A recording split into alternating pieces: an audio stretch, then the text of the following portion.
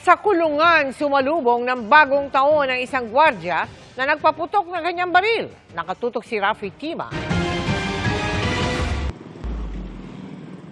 Bago magpalit ang taon, inaresto ng mga pulis ang gwardyang si Boy Bagua matapos niyang paputukin ang kanyang service firearm sa loob ng warehouse na ito sa Baisa Road, Quezon City.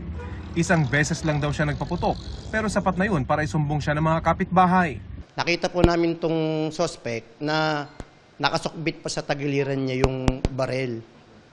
Ngayon, that time, siyempre, may barel, so naging medyo maingat din po kami sa galaw hanggang kinuusap namin siya.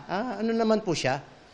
Kusa maayos naman siyang nakipag-usap sa amin hanggang nakuha namin yung service firearms.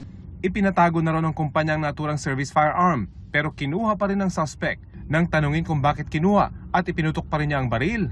May bumulong daw sa kanya na yung baril na service sa firearms nila dun sa warehouse na yon is hindi na pumuputok.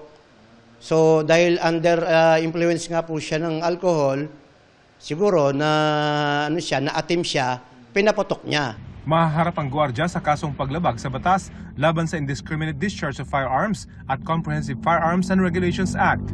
Walang pahayag ang suspect na nakapiit ngayon sa QCPD Talipapa Police Station. Para sa GMA Integrated News, Rafi Tima, nakatutok, 24 oras.